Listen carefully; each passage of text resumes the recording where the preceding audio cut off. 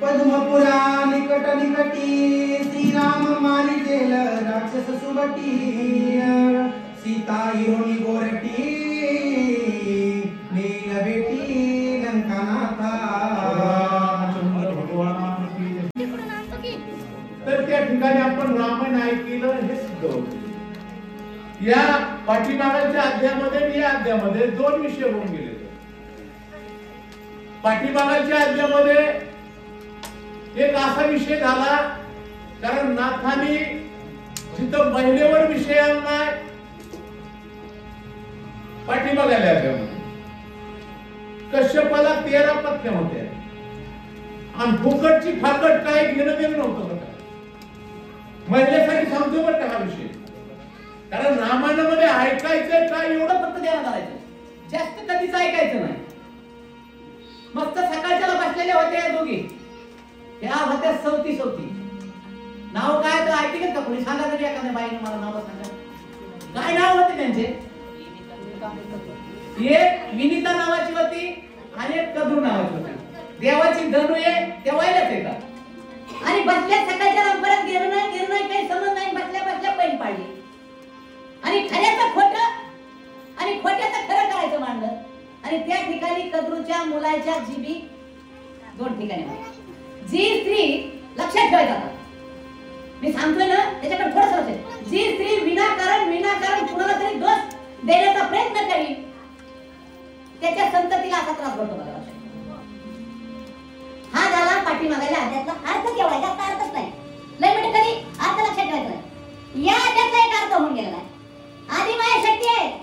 आपण ऐकतो रामायण स्वरूप नाही बरं, रामायणामध्ये जे पाहतात का म्हणजे जे हे तर करणारे कलाकार आहेत, प्रभू रामचंद्र असेल, आदिमाया सीता देवी असेल, लक्ष्मण असेल।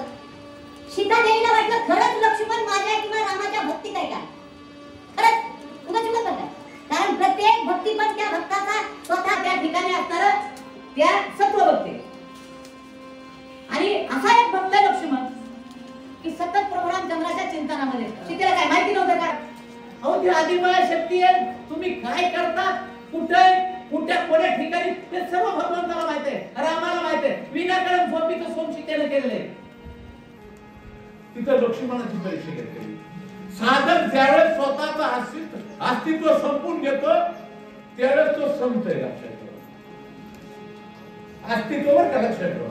साधक स्वतःचं अस्तित्व ज्यावेळेस त्याचं संपन आणि तो भगवंताच्या चिंतनामध्ये लागत त्यावेळेस तो साधक झाला। अस्तित्व आपलं संपलेलं नाही, आपण साधक नाही। हे बालपणामध्ये एका ठिकाणी त्या सुखाच्या कारणास्तव सुख आहे का, सुखाने जेव्हा स्वतःचं अस्तित्व संपून घेतलं त्यावेळेस जनक राजा त्याच्याकडे आलेला आहे। फक्त रामायणामध्ये लक्ष थोडं ठेवायचं। हे झालं सीतादेवीचं, प्रभू रामचंद्राचं आणि सीता लक्ष्मणाचं। लक्ष्मण कसलंच तो अस्तित्व राहिलेला नव्हता। कर्पुराच्या वाती उजळल्या ज्योती हाईची समाप्ती झाली तशी। साधक तितका समाप्त व्हायला पाहिजे, तो भगवंतामध्ये लीन तितका व्हायला पाहिजे, तरच तो साधक आहे। आपण ऐकणारे कसं आणि श्रोते ऐकणारे ऐकून कारण श्रवण भक्ती पहिली आहे आणि या श्रवण भक्तीपासून हळूहळू परमार्थाकडे जायचे।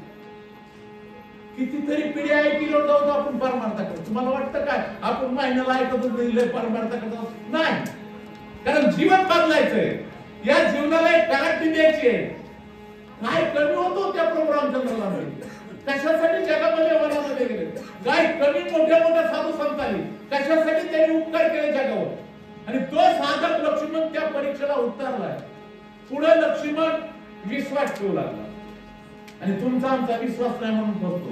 लक्ष्मणाने विश्वास ठेवला, प्रभू रामचंद्राने सांगितलं लक्ष्मणा आता ती काय आपल्या राक्षसाची भांडणं चालू झाले, बरोबर आहे ना? तुमच्या आमची नाही, त्या दररोज राक्षसाची आपली भांडणं। तुम्हाला वाटतं काय लक्ष्मणाचे भांडण? दररोज अहंकार आहे, प्रश्न आहे, मनशा आहे, वासना आहे आणि त्याच्यामध्ये आपण गुंतलेलो आहे। आपलं रोज भांडण आहे, पण भगवंताच्या शब्दावर आपण विश्वास ठेवत नाही। खरंच तृष्णा धरल्यानं आपण पाहू शकतो का चांगलं? खरंच मनशा धरल्यानं आपण शेवटला जाऊ शकतो का? खरंच एखाद्या मायामोहामध्ये पडल्यानं जाऊ शकतो का? हे उदाहरण घ्या। त्या शूर्पणखेचं आणि रामाचं हे उदाहरण आहे. कारण शूर्पणखा रामाने सांगितलं होतं, लक्ष्मणा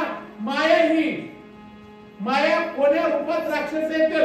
राक्षस म्हणजे तुम्ही आणि बरं का, फसविणार एकामेकाला. राक्षस या प्रत्येक दलावर 7 हाताचे 5-25 तोंडाचे असे ना ऐकत. तो रावणच होता 10 तोंडाचा, 10 विकार आहेत त्याच्याकडे, म्हणून तो रावण आहे. अशा पद्धतीचं केव्हा आपण या प्रपंचामध्ये फसतो आणि केव्हा नाही, हे लक्ष ठेवण्यासाठी सतत प्रभूचे असणारे शब्द ऐकले पाहिजे. रामाने सांगितलं होतं इथून पुढे आता अनेक प्रकारचे राक्षसीचे फसवे विश्वास ठेवायचं नाही, मलाच विचारायचं. कुणाला? रामालाच विचारायचं काय चाललंय. तशा पद्धतीचं या ठिकाणी आलेली कथा आहे. ऐकायसारखं थोडकं असतंय. आता कथा पळवायची आहे, बरोबर आहे का नाही?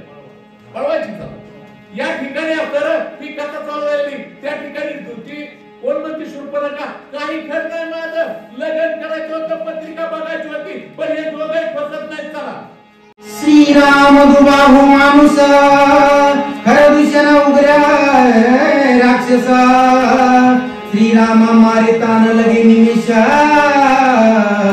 सीता लंकेश पुढच्या वर्षी काय करते, त्याच्या पुढच्या वर्षी काय करायचं, उद्या त्याला काय करता विचार चालू. अरे तो राम आणि लक्ष्मण ह्या दोघांनी मारायचं, ती बाई उचलायची रावणाला द्यायची, इथवर नातं जोडायला निघाली. अशी शूर्पणखा विचार करते. पुत्र वैरी व धावा पुढे विचार केला निज निवारे सलज बोले सीते पुढे मज साकडे ओढवले.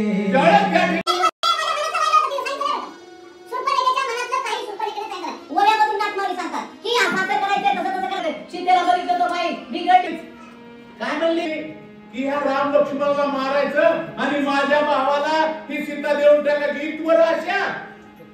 ही म्हणतात माया. चला नेम केला से भावेसी लग्न पत्रिका ते पाठीसी पाटी मोरी में बसो कैसी बाबूजी से तुम्ही सांगा. आता सीतेला सांगते, बाईजी जरा थोडं समजून सांगा ना तुमच्या मालकाला, कुणाला? रामाला. आता पत्रिका तर माझ्या पाठीवर लिहायची, मी इतकी कुळातली चांगल्या इतक्या पवित्र कुळातली, मी ते असणाऱ्या कुबेराची बहीण आणि त्यांच्या परक्याच्या पुढं कशी बसू, अशी बाई लागली गुडगुड बोलायला. पाठी मोरी बैसता जाना लाजे जाईल माझा बाईजी सांगून आपणा पत्र लिहून जावे. मला पाठीमुळे समोर बसले रामाच्या तर मी लाजूनच मला मिलाज नाही आवडत होती. पण नाटकले फार विचित्र येत होतं, कारण नाटकी माणसं इतके हुशार असते ते कधीच कुणाला कळू देत नाही तो पोटातलं काय ते, आणि तुम्ही सांगा ना पत्र लिहून द्यायचा. आता सीता उत्तर देते. स्त्रियांचे जिनी लज्जायुक्ता बाईजी जाना तुम्ही समजता प्रार्थून या श्री रघुनाथा पत्र लिखिता करी जा. पत्र लिहून द्या. आपल्या जिने तुम्हाला माहिती नाही का बायाचं काय असतंय म्हणून, आपल्या बायाचं काय असतंय अशी सविस्तर बोलायला लागली आणि त्या ठिकाणी सीतेला विनंती करते.